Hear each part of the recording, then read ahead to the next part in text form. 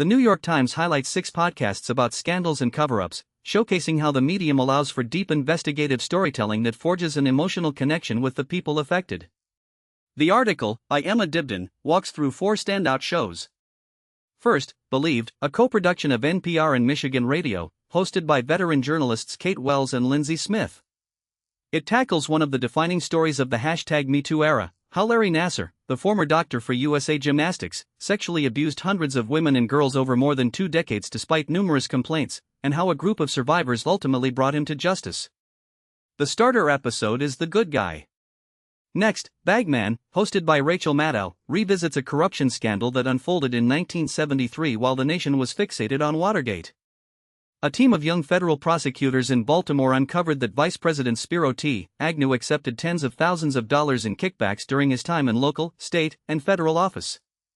The podcast makes the complex saga digestible and entertaining, and it highlights how Agnew's confrontational tactics and anti-elite messaging created a blueprint for today's grievance-driven politics. The starter episode is An Unsettling Secret. Then there's Headlong from Dan Taberski, a former producer for The Daily Show.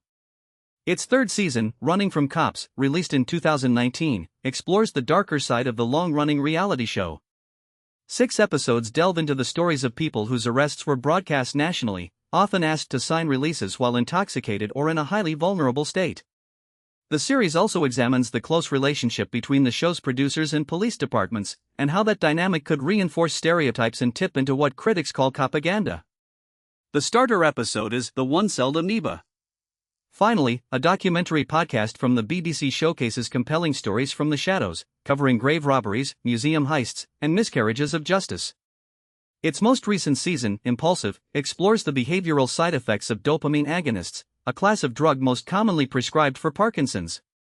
These podcasts combine retrospective interviews and new reporting to build suspense and explore institutional wrongdoing.